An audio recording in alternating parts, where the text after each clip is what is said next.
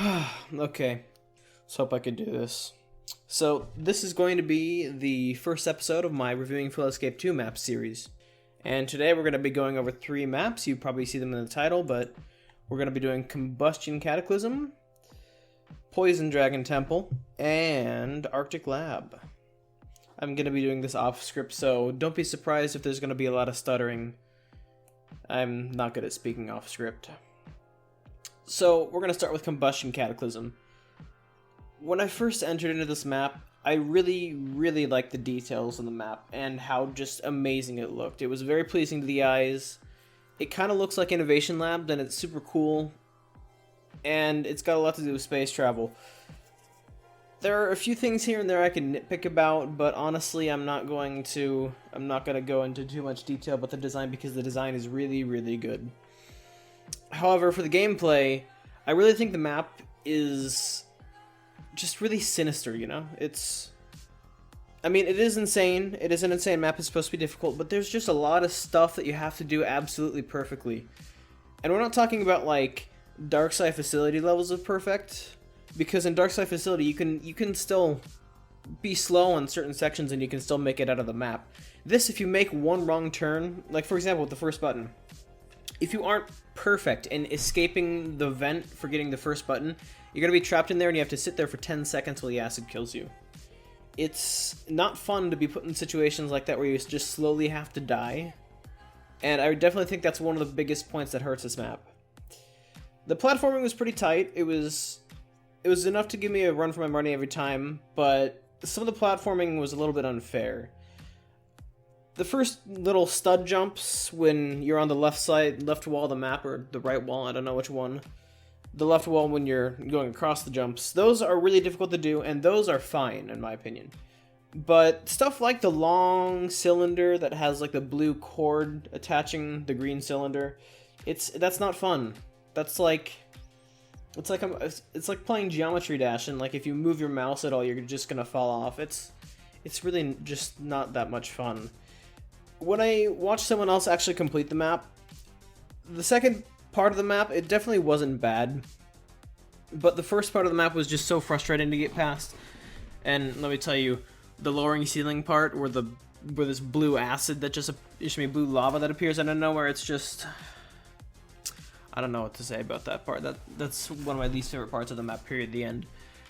For the practicality, there was some pretty good attention to detail. Everything seemed to have a purpose, be it for either the design or making the jumps, but it really just doesn't feel too natural. Like, some of the platforming either feels like too thin or too narrow, I wouldn't say too polished, but it's like, it feels more of like a training facility that you would have for maybe like a war clan as opposed to actually playing Flood Escape. It's really challenging for the high level players, which is always fun, but it's really punishing for people who really aren't paying attention. And there are a few places where you can just simply skip parts of the map. It just turns kind of into a chore fest. So, overall, this map gets, I'm going to say, a 65 out of 100. The overall shell of the map can be kept, but a lot of the platforming and the strictness of the jumps needs to be overhauled a little bit. It's a really beautiful map, but it just feels set back by the amount of rushed platforming. The platforming feels rushed. It feels like an afterthought to the design. So, if the jumps were just better, it would have been a much better map. And I suppose that might be because there's 2 developers for the map, but it just puts a thorn in my heart, you know? So the next map we are going to be doing is Poison Dragon Temple. And this one left me scratching my head a little bit. I mean, when I first got into the map, it felt like a Flood Escape 1 map. The design was just gray on gray on gray with a little bit of pastel purple and blue. It wasn't eye-pleasing at all. There was no music. It just felt like a generic Flood Escape 1 map.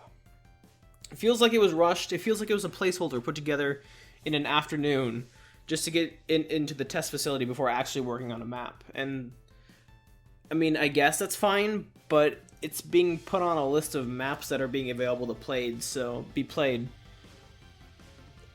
I'm just not sure what to think of it.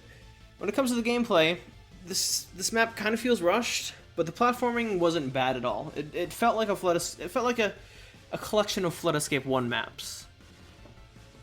There was no real retribution for the missed jumps. Like, if you fall, you're just kind of gonna have to sit there while the acid rises and kills you.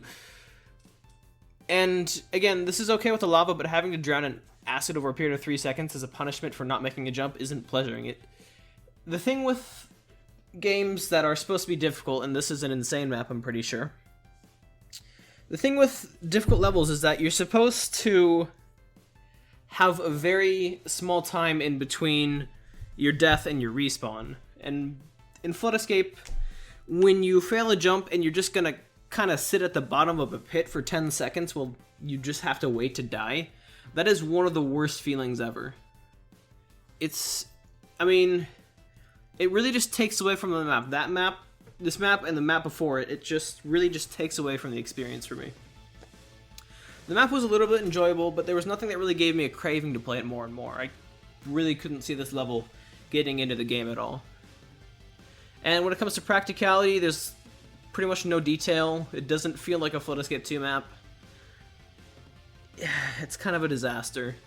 This map, it's going to get a 36 out of 100. It really, really feels like a placeholder map and doesn't have much of a place in the testing facility. Now, for the final map, we're going to take a look at Arctic Lab.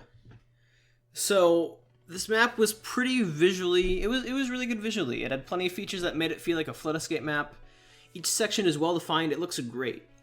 The name is just what it needs to be, simple and memorable, and overall just, it feels really nice. It looks really nice, like a Flood Escape map. Oh my gosh, Discord.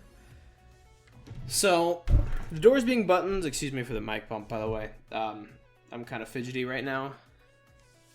So, the doors being buttons, or the buttons being on doors, that's pretty clever. I like it, but I really just don't think that should be a part of Flood Escape, because if you're going to go through a door, you don't need to press a button to open the door. It just feels kind of like a waste of time, like you're taking an extra 1/10 of a second just to open the door. As for the music is pretty nice, but dubstep isn't always the best choice. It also has a few lyrics in there, which is kind of a big no-no, but I'm not the one who's supposed to decide that. Most of the maps in Flood Escape 2 have no lyrics, and by most I mean all of them. So it just really just feels out of place. The map was very, very fun to play when it comes to gameplay. I have nothing but compliments about the layout and the parkour, except for the elevator. Crazy Blocks has already shown the use of moving platforms because of players being laggy, so having that in there for such a big vertical section just doesn't feel right. And even though the map is colored easy, I would hope that it would get into the pool of medium maps, because it definitely feels a lot more like a medium map than an easy map. The backtracking was very well executed. There was backtracking in this map for some parts, and I have to say, even though I don't like backtracking, it's kind of like a thing that I shun. It's really, really well executed, and I really like it. It kind of feels a lot more natural than it really should for backtracking, and that's a good thing. If it feels natural, if it feels like it belongs, then you can go ahead and put it in. One gripe I have is that the wall jumps aren't executed well. The walls are a little bit too close to each other, so I found myself rubbing up against the walls and unable to make a lot of vertical change in my height. So honestly, just move them apart a little bit, and you should be fine with that. The other gripe I had, which is kind of a personal thing, I really don't like lava being disguised as something else, like water. Whenever I see something red or orange, I think, oh, lava. When I see something that's ice blue, I think that might be acid, but I'm pretty sure that's water. And then when I fall into it, it just turns into lava. It's kind of like a sour taste in my mouth. But that's just me. I don't know how Crazy Blocks thinks of it. I'm not him. So you do you with that. As for the practicality, the attention to the detail on this map is quite above par. It's really easy to appreciate. Everything seems to be given a purpose, be it for design or for gameplay. The map would pretty easily fit in with Flood Escape, and the map can be really forgiving to newcomers, but it really doesn't offer anything replayability-wise for some of the better players. Even though it is pretty fun to play through for the first dozen times, it'll get slow pretty quickly. As for an overall rating, I'll give this map an 80 out of 100. if the music choice is ironed out and the wall jumps are fixed, maybe a few other tweaks made here and there, it would definitely be an awesome map, and I would really, really hope that this map gets into Flood Escape. So, thank you for listening to me ramble off script for a good 10 minutes here. I'm not sure how this type of video will be panned out, because most of my other videos that I made are scripted and they're like 1.5 minutes long. This one's rambling on for 10, maybe close to 11 minutes now, so hopefully you guys enjoyed it, and if you like it with the script, leave a comment. If you like it without a script, leave a comment. I'd like to be able to know which one you guys prefer so I can make more of that in the future. Anyhow, this has been Occida, and happy map making.